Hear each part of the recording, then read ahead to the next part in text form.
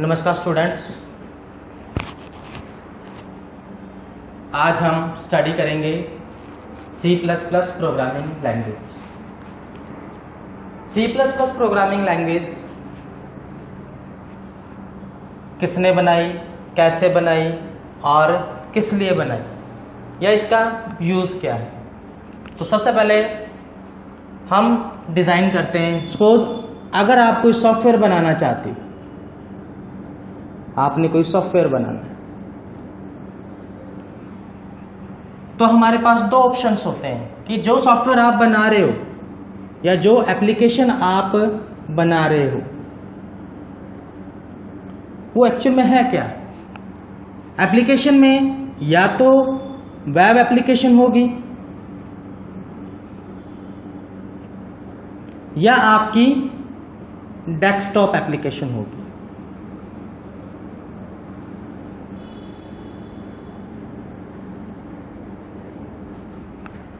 अगर आप web application बनाना चाहते हो तो उसके अकॉर्डिंग हमें लैंग्वेज करनी पड़ती है।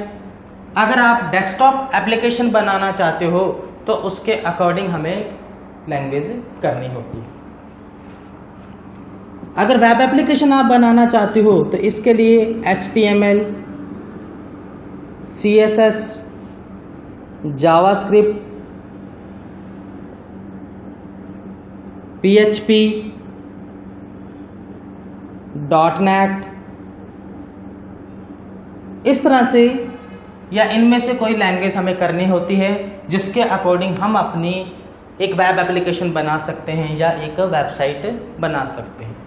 उसी तरह से अगर आप डेस्कटॉप एप्लीकेशन बनाना चाहते हो तो इसके लिए C लैंग्वेज, C++ लैंग्वेज, जावा, C# या C# भी कह सकते हो, एंड पाइथन या एंड्रॉयड।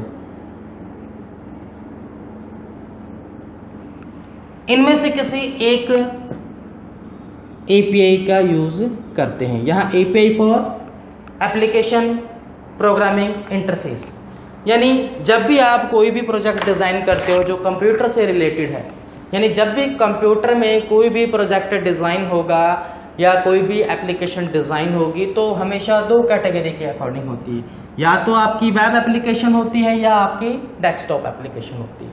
अगर आप वेब एप्लीकेशन बनाना चाहते हो तो HTML, CSS, JavaScript, PHP, .NET, इनमें से किसी एक लैंग्वेज या जो सूटेबल लगे उसके अकॉर्डिंग आप लैंग्वेज सीखते हो या उसके अंदर कोडिंग करते हो। इसी तरह से अगर कोई डेस्कटॉप एप्लीकेशन बनाते हो तो C लैंग्वेज, C++, जावा, पाइथन, इनमें से कोई लैंग्वेज करते हो।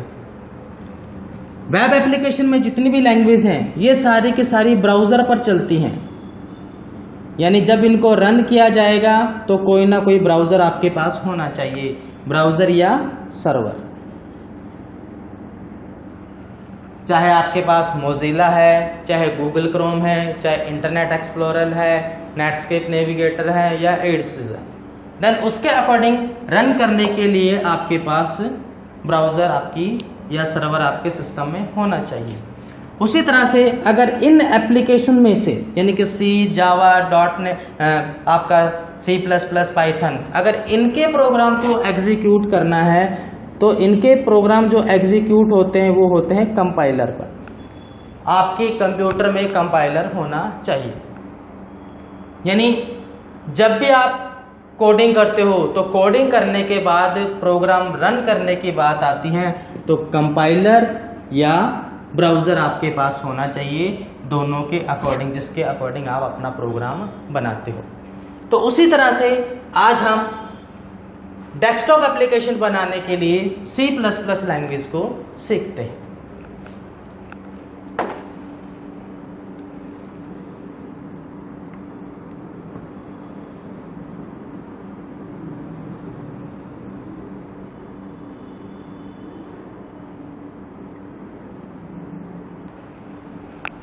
C++ जो प्रोग्रामिंग लैंग्वेज है उसको डिज़ाइन करने वाले जो साइंटिस्ट थे वो हैं बजार्नी स्टुअर्ट स्टर्क, जिसने 1980 में इस लैंग्वेज को डिज़ाइन किया और AT&T लैब USA के अंदर इस लैंग्वेज को डिज़ाइन किया गया। यानी इस लैंग्वेज को डिज़ाइन करने के लिए एक टीम थी और 15 बंदों की या 15 प्रोग्रामर थे जिन्होंने इस लैंग्वेज को डिज़ाइन किया और उनका जो टीम लीडर था वो बाजारने था। भाई जैसे हम जानते हैं कि हमेशा टीम लीडर का नाम होता है और वर्किंग करने वाले उसकी पूरी टीम होती है। तो इस टीम लीडर के अकॉर्डिंग ये जो लैब है यानी AT&T लैब है, इसके अंदर ये पूरे के पूरे एम्प्लॉय थे जिसके अकॉर्डिंग कोई ना कोई सॉफ्टवेयर ये बनाते थे।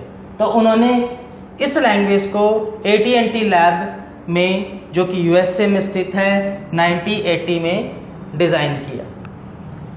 स्टार्टिंग में इस लैंग्वेज का नाम क्लास विद C था। भाई हमें पता है कि सबसे पहले लैंग्वेज आई थी C लैंग्वेज। अब C लैंग्वेज एक हाई लेवल लैंग्वेज थी, एक स्ट्रक्चर प्रोग्रामिंग लैंग्वेज थी। तो उन्होंने क्या किया, यानी बाजारने स्टूअर्ट्स ने क्या किया, उस लैंग्वेज पर स्टडी की और उसमें कुछ एडवांस फीचर डाल दिए। यानी जब CPP का या C++ लैंग्वेज का प्रोग्राम बनाया जाता है तो आप C के सारे कंटेंट यहाँ यूज कर सकते हो। जितने भी C के कंटेंट हैं या जितने भी उसके टॉपिक्स हैं या जितने भी उसमें फंक्शंस बने हुए हैं आप सारे के सारे C++ में यूज कर सकते हो। इसलिए स्टार्टिंग में इसका नाम क्लास विद C पड़ा। बाद में टाइम के अकॉर्डिंग इसको चेंज किया गया और इसका नाम जो दिया गया CPP दिया गया या आप कह सकते हो UPS दिया गया। यानी C++ जो लैंग्वेज है वो UPS बेस्ड लैंग्वेज है, यानी ऑब्जेक्ट ओरिएंटेड प्रोग्रामिंग लैंग्वेज के अकॉर्डिंग। इसी तरह से आप ये कह सकते हो कि जब C++ लैंग्वेज को डिज़ाइन किया गया तो C के फीचर होने के कारण ये लैंग्वेज हाई लेवल भी है, यानी हाई लेवल के गुण भी या उसके फीचर्स भी ये यूज करती है और इसके अपने फीचर्स होने के कारण ये लो लेवल लैंग्वेज के फीचर्स भी यूज करती है। अब इन दोनों के अगर ये फीचर यूज करती है तो इसके अकॉर्डिंग आप ये कह सकते हो कि C++ जो लैंग्वेज है आपकी वो मिडल लेवल लैंग्वेज है, मिडल लेवल लैंग्वेज। यानी ये जो लैंग्वेज है ये मिडल लेवल लैंग्वेज है जो कि लो लेवल लैंग्वेज के फीचर्स को भी सपोर्ट करती है और हाई लेवल लैंग्वेज के फीचर्स को भी सपोर्ट करती है। मिडल लेवल के साथ साथ ये ऑब्जेक्ट ओरिएंटेड प्रोग्रामिंग लैंग्वेज भी है जो पूरी तरह से ऑब्जेक्ट से रिलेटेड है, OOP से रिलेटेड है तथा या आप ये कह सकते हो इसके एडवांस जो फीचर डाले गए C के या C में वो सारे के सारे UPS के थे और इसी के अकॉर्डिंग इस लैंग्वेज को C++ लैंग्वेज कहा गया। इस लैंग्वेज का जब आप प्रोग्राम बनाओगे तो इसका जो एक्सटेंशन रहता है वो रहता है आपका .cpp। जैसे C लैंग्वेज में फाइल का एक्सटेंशन .c होता है, उसी तरह से इस लैंग्वेज में जब आप फाइल बना के सेव करते हो तो फाइल का जो एक्सटेंशन रहता है वो .cpp रहता है। यानी जब आप फाइल बनाओगे, सेव करोगे, फाइल का नाम .cpp लगाओगे।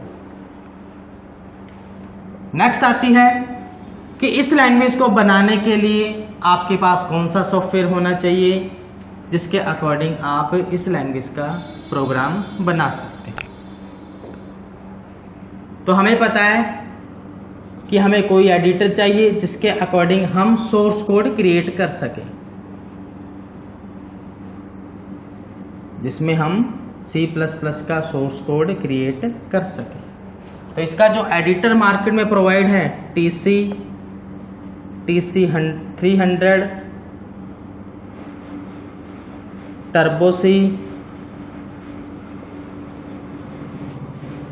डोसबॉक्स,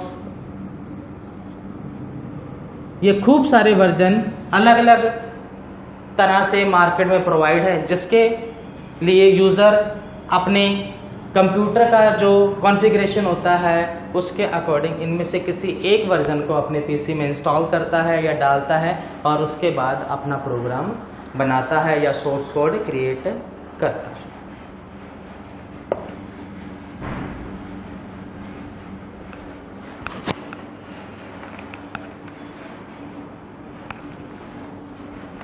जिस तरह से हर लैंग्वेज के अपने फीचर्स होते हैं जिसके अकॉर्डिंग उसका यूज़ किया जाता है, उसी तरह से C++ लैंग्वेज के भी फीचर हैं जिसके लिए यूज़र या प्रोग्रामर C++ लैंग्वेज का यूज़ करता है। तो सबसे पहला जो इसका फीचर है मिडल लेवल, यानी ये जो लैंग्वेज है वो मिडल लेवल लैंग्वेज है और पूरी तरह से स्ट्रक्चरल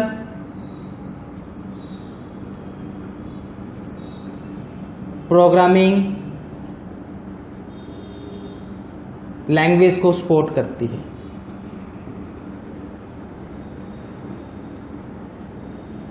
मतलब इसमें जो प्रोग्राम बनाया जाएगा उसकी अपनी एक स्ट्रक्चर होगी जिसके अकॉर्डिंग प्रोग्राम डिजाइन होता है। थर्ड जो रहता है ऊप्स बेस्ड है, यानी ऑब्जेक्ट ओरिएंटेड प्रोग्रामिंग लैंग्वेज है। चौथा जो फीचर रहता है पोर्टेबल है,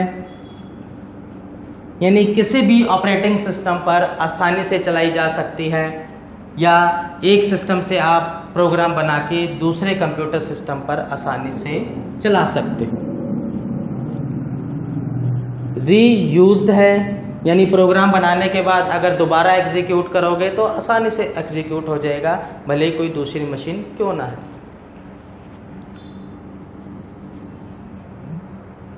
सिंपल है, यानी इसमें जो प्रोग्राम बनाया जाता है वो प्योर सिंपल है, आप आसानी से उसको समझा सकते हो, आसानी से आप उस प्रोग्राम को समझ सकते हो।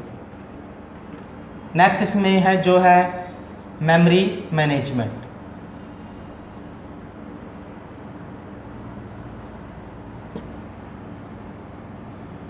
मेमोरी मैनेजमेंट यानी इसमें जो प्रोग्राम बनाया जाता है उसमें किसी भी वेरिएबल को आप आसानी से मेमोरी एलोकेट करवा सकते हो, इसलिए पूरी तरह से ये जो लैंग्वेज है वो मेमोरी मैनेजमेंट के जो रूल्स होते हैं उनको फॉलो करती है।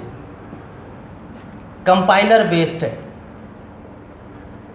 कंपाइलर बेस्ड है, यानी इस लैंग्वेज में जो प्रोग्राम बनाया जाता है उसको चलाने के लिए या उसको रन करने के लिए कंपाइलर की ज़रूरत होती है। इसका अपना कंपाइलर है, जैसे आप इसका सॉफ्टवेयर डालते हो कंपाइलर इनबिल्ट रूप से इंस्टॉल हो जाता है। पॉइंटर, इस लैंग्वेज में पॉइंटर मौजूद है, यानी पॉइंटर एक ऐसा फीचर्स होता है जिसमें आप एक एड्रेस को स्टोर करते हो, तो यहाँ पर पॉइंटर का यूज किया जा सकता है। एक्सटेंसिबल है,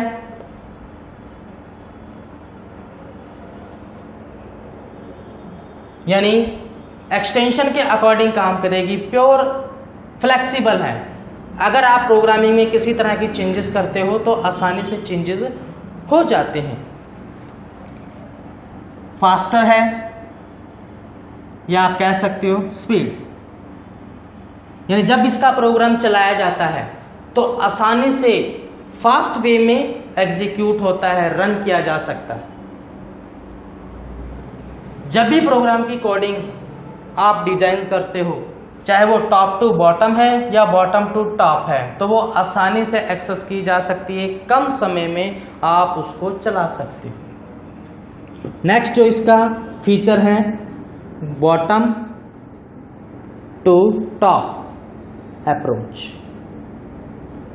यानी इसमें जो प्रोग्राम बनाया है वो स्ट्रक्चरल के अकॉर्डिंग है। अगर आप ऑब्जेक्ट के अकॉर्डिंग प्रोग्राम बनाते हो तो बॉटम टू टॉप अप्रोच को सपोर्ट करता है।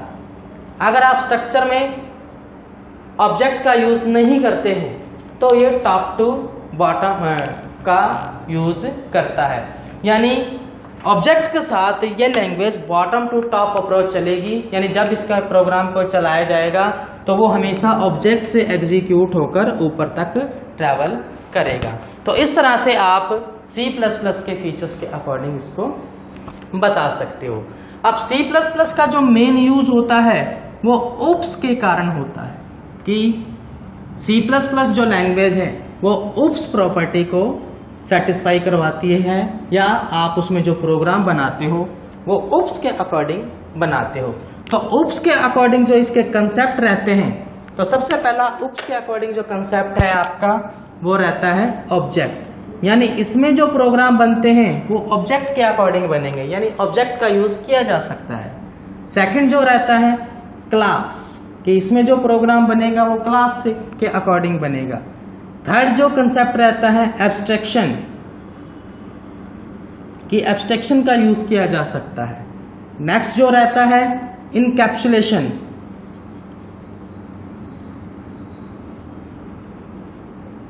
उसके बाद जो कंसेप्ट रहता है आपका पॉलीमॉर्फिज्म, यानी C++ के जो ओप्स के कंसेप्ट हैं, ऑब्जेक्ट होगा, क्लास होगा, एब्स्ट्रैक्शन होगा, इनकैप्सुलेशन होगा एंड आपका पॉलीमॉर्फिज्म और इनहेरिटेंस होगा। यानी स्टार्टिंग में जो इसका नाम बनाया गया या नाम रखा गया क्लास विथ C था, क्योंकि C के सारे फीचर्स यहाँ यूज किए जाते हैं। अब C के बाद जो इसके एडवांस फीचर डाले गए हैं वो है ओप्स, यानी बाजारने स्टूवर्स की टीम ने जो इसमें फीचर्स डाले थे या डाले हैं वो ऑब्जेक्ट है, क्लास है, एब्स्ट्रैक्शन है, इनकैप्सुलेशन है, पॉलीमॉर्फिज्म और इनहेरिटेंस है। और ये ही कंसेप्ट आपके ओप्स कंसेप्ट कहलाते हैं, जिसके अकॉर्डिंग C++ लैंग्वेज को ओप्स लैंग्वेज भी कहा जाता है। Thank you.